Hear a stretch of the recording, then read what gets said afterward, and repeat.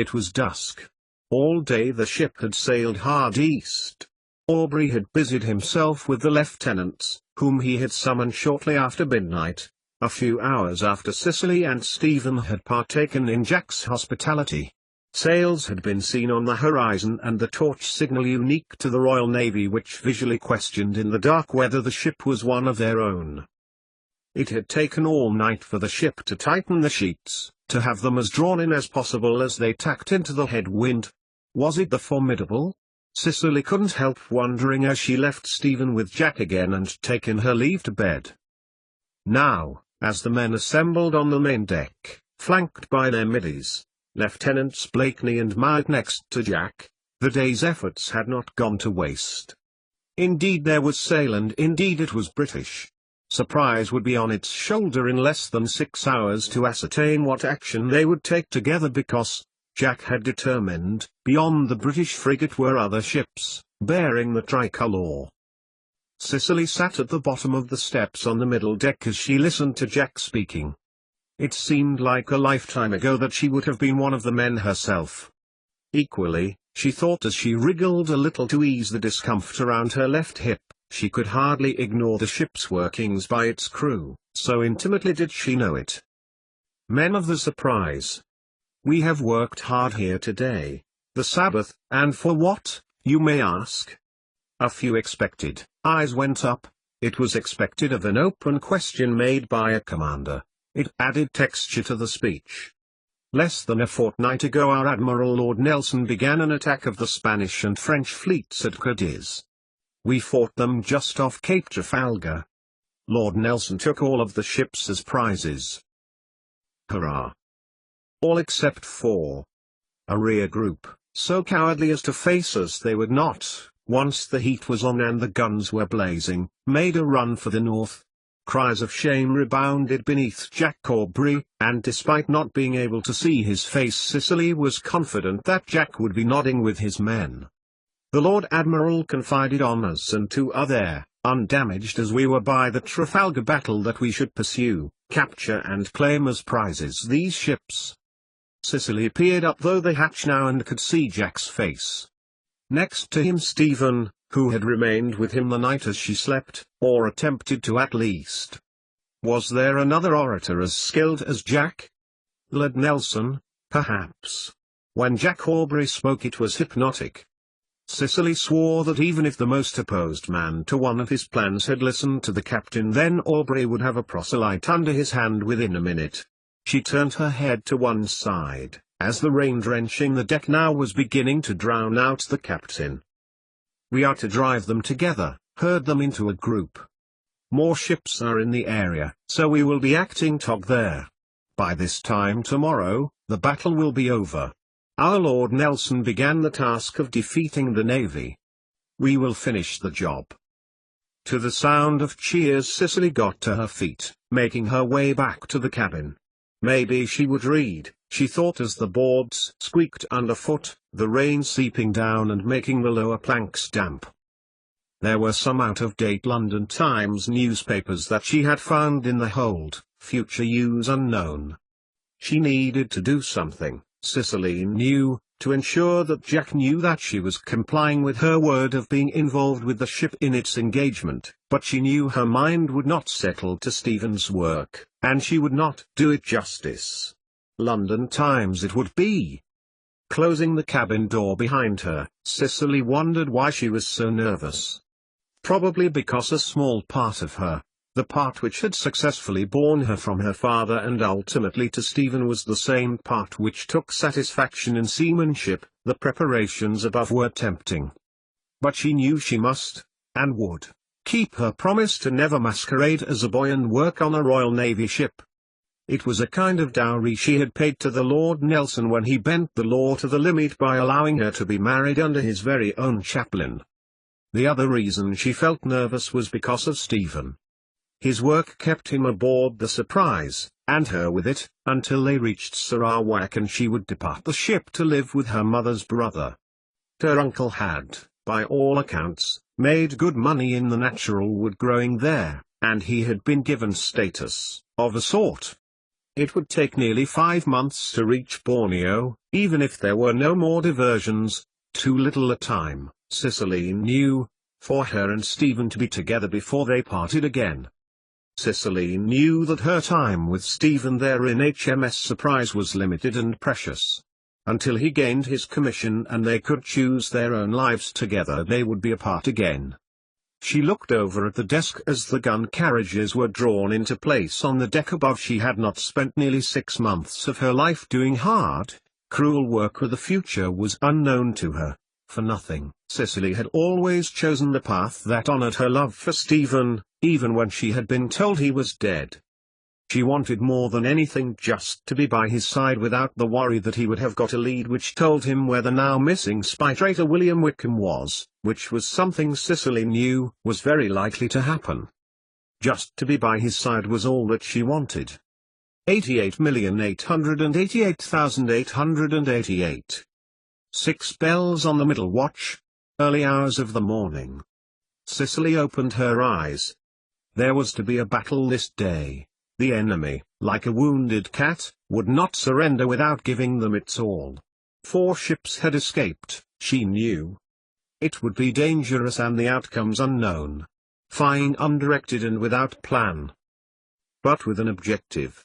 To avail victory over these enemy ships by whatever intellectual scheme and skill, using wit and fast thinking. Exactly the conditions in which the captain of the Surprise thrived. The urge to get up and engage with the men, to slip into her role was strong, but dull. Outside the window was not being lashed as it had been. The rain had stopped and the waves less angry. She tried to move, wondering why it was so difficult, and her answer came from the regular breathing close to her ear. Stephen was holding her, sleeping as they had been, his arm loosely coiled around her. Cicely relaxed as the hammering of feet above signaled the readying of the ship, despite the edge she was feeling because of the day that was to come. The honey-smooth contentment in her stomach meant that she could have lain back into his arms again. "Something worries you." Stephen's voice was soft next to her ear, his breath warm as he spoke. "Just the battle," she replied. "So much could happen." "The men." Cicely turned sharply to Stephen. "Will you be beside them?" "Indeed. They will need me. The cockpit is prepared." The waves lapped the wood beside them. Cicely closed her eyes. The men ... some of them lining up on the quayside waiting for their chance as crew of the Surprise, or any ship that would have them wearing the British flag, following Trafalgar, eager, or desperate, for work, as she had done almost 3 years before in Sao Paulo. She would begin her job as nurse as soon as the battle ended, or before, her scholars of the last week working in their primary role, the cockpit in many men of war being used for the purpose. "They do need you," she agreed silently, "as does Jack. But I need you more."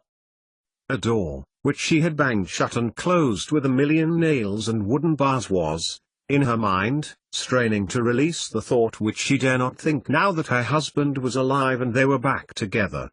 She closed her mental eye to it and focused on the day. "You could be killed," Cicely whispered to his chest. "God knows how much I was crushed when I thought that you were.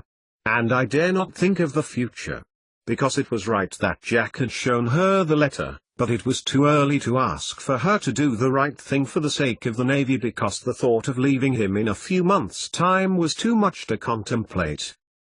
Stephen pulled her close, his arms strong, his clever hands holding her, and somehow understood her unspoken qualification to herself of her words. "You do the best thing you can to hasten the rest of our lives together, my beautiful darling. I will be a short time away. You will find something worthwhile to do. Would it help you to feel better to know that, shortly after you left, we had Captain Baker, of the Phoenix, and his lieutenant aboard? They found our 4 ships 2 days ago after another ship told them of their course. Captain Baker believes they are heading to Rochefort, to dock.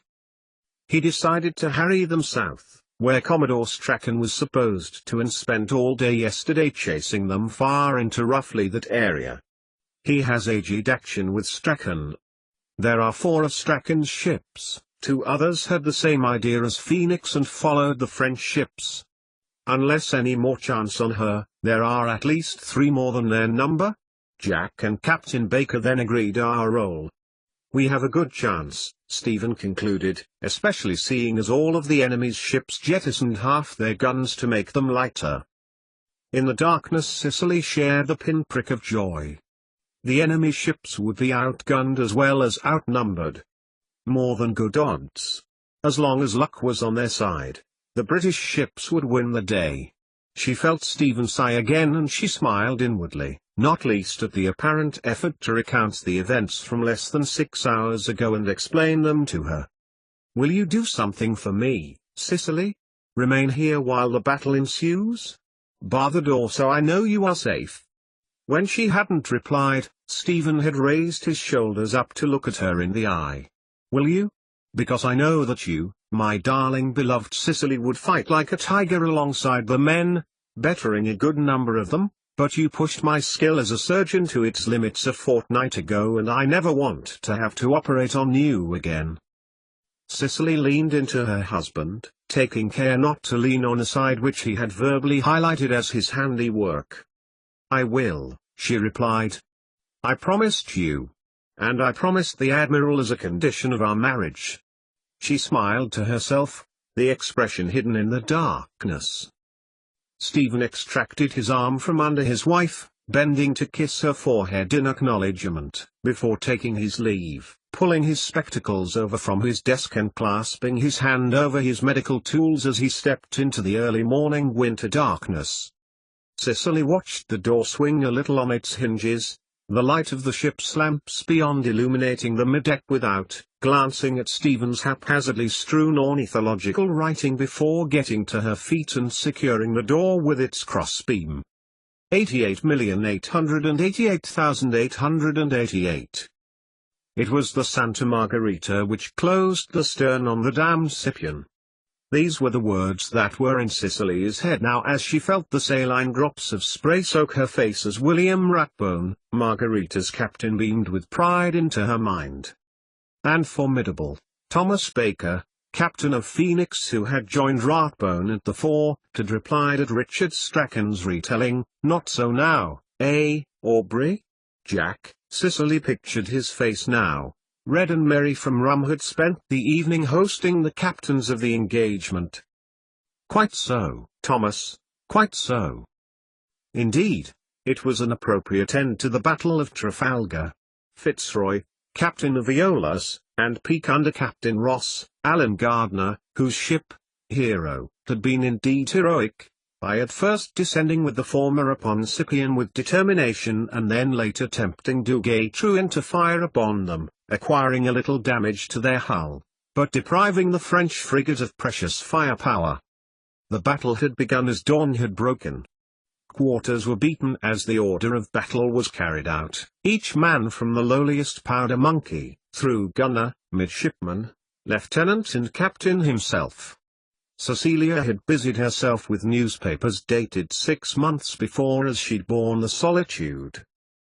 Both English and French had formed line to face one another by noon as Strachan had conveyed to be the strategy, but just off Cape Portugal, outnumbered, and a hot-headed decision by Dumont to engage Namur split their defensive line still further, and Scipion and Formidable struck their colours, Revolutionaires Captain Hotham having encouraged this most strongly by aiming his 9-pounders towards the hull of Formidable. But Montana Blanc and Duguay-Trouin broke into a chase, ultimately brought to naught by HMS Hero and HMS Caesar, whose captains Gardner and Strachan himself had brought yield submission after a fierce battering. The battle had lasted 9 hours, 9 stomach-gnawing hours, during which Cicely had done her best to settle with distractions once the papers had been discarded, mending, again, Stephen's work. Even sleep, none of which had worked for long, but had secured outright supremacy of the Royal Navy over the oceans. The ships, as now, in the haze of the rain and mist ahead of them, had been driven on before them, their officers imprisoned in the lower decks under Royal Marine Guard, and the officers had allowed themselves a short time to celebrate their eminent success, the climax of the Trafalgar action, allowing Cicely to meet once more captains who had witnessed her marriage, or remarriage, and some she had not. Many had been at Aubrey's trial. Strachan had given a speech to their success and that they were to sail for England, and at that point Cicely had experienced a variety of emotion, pride, of course, at the valor and courageousness of both the captains and the men beneath, several of whom she had nursed under Stephen that evening, but rather fewer, fortunately, than expected. Gratitude that so few lives were lost. Happiness buzzed about her like a swarm of happy bees that the end of her involvement in all of this was, beginning as it had done so in the country of her birth when she had been pursued by Whig, the sting in the tail, although that had stilled to nothing as the captains, prior to retuning to their prizes, toasted the battle as Jack had called it. Stephen had reached for her hand. "And yourself, Aubrey Baker?" His slight stature almost a mirror to that of the Admiral himself. "I happened to be pursuing down to intercept Almond of the Rochefort squadron and came across Dumanoir before you had arrived. I pursued them towards where we estimated Strachan to be." "Keeping the French out of our business in the Atlantic shipping," interjected the more robust Strachan, beaming at his peers. "Then we came across you." He clapped Jack on the back, congratulatorily. And now it was done, and they were advancing their northern longitudes far faster than Cicely imagined that they would, and the feeling of dread, that had begun the previous night, at the marking of their success, had developed from a seed planted in her stomach to a healthy sproutling, and was growing with the journey, not west now, as had been Surprise's original orders, bearing her to Sarawak. A mere diversion was how Aubrey had downplayed their journey north to England, to Portsmouth, once the captains had reboarded their respective ships and lieutenants had been promoted to acting captains while they, in pairs, had seen fit to share responsibility for the prizes lest the French tried to evade their fate again. At least there was one person who was fearing their destination more than her. On his own ship, Comte Admiral Dumanoir would be wearing the ignominy as a shroud. 88,888,888. 5 days later and they had passed the Needles, off the west of the Isle of Wight. The weather front had not lifted and the weather was probably worse than that which they had endured up the west coast of France, free of attack of any sort, past Laertius, where James Fillings had carried out his treachery, the Greater Channel Islands and then due northeast and towards Portsmouth. Little had been discussed about what would happen when they docked. Should she return to England, the terms of her marriage would be null and void and all claim from her father or her father's prospective husband for her magistrate Benjamin Whig. But by not disembarking meant she had not touched British soil. She was under the protection of her husband as long as she did not leave HMS Surprise. She had confided little of her concerns to Stephen, only that she would be sorry to see him go to the business that he had in London. 2 days he would be away, but had said no more. Cicely knew that William Wickham, once Stephen's spymaster who turned coat-tails as a double agent, engaging the weak James Fillings as Nelson's assassin, attempting himself the deed and had fled with one of the 4 escaped French ships. He had not said whether Wickham had been located on any of the ships, but she fervently hoped that, as a Jacobin in the pay of the notorious French spymaster Fouch, that he had, and this had prompted his business in the capital. "I need to set some affairs in order," he had told her, kissing her tenderly the evening before. And while her mind wanted to speculate, to fill the void lacking in further detail, she had instead acquiesced to sleep. As half of the Marines now departed the Surprise, as custodians of the French prisoners until they were secured on land, Cicely bade Stephen a short, but sorry goodbye. 2 days would be a long time and she promised that she would keep herself occupied with her cross-checking of his notes with Erasmus Darwin's Zoonomia. "We will be here a week," Jack had told her, seeing her face as the company departed. "I now am in possession of orders to take the Surprise south. To Brazil again." "Brazil?" Stephen had told her that he also had business in Brazil, from letters and discussions from another naturalist, a Prussian, Count von Humboldt. And, as Cicely went about her duties, with a weight almost visible on her shoulders, Jack Aubrey recalled his own conversation with his surgeon, in which he'd asked Stephen whether it wasn't too soon to leave her, seeing as she had, up to 3 weeks before, thought him to be dead. "She has risked so much on her own behalf to be with you," Jack had continued the evening before, as they had followed the pilot into Portsmouth Harbour. "It cannot be avoided," Stephen had replied, in almost a half-whisper. "I am to visit Toby Hamilton, seeing as Wickham is no longer loyal. And wherever he is, damn him, no one can say. There are other matters to which I must attend with the Royal Society, and several other things. Our voyage to the South Seas will mean I will not be here for another 2 years." "At least," agreed Jack, watching Lieutenant Blakeney steer a skillful course behind the tiny boat before them. "And some things need to be set in order and will not wait." "We sail Saturday," Jack reminded his friend, not wishing to press him further. "We will be in the South Americas by Yuletide, and, Easter Island by Passiontide." He watched his friend glance towards the steps towards the lower gun decks. "Cicely has work and will be quite safe with me. She will no more cross to land as she would walk the face of the sun.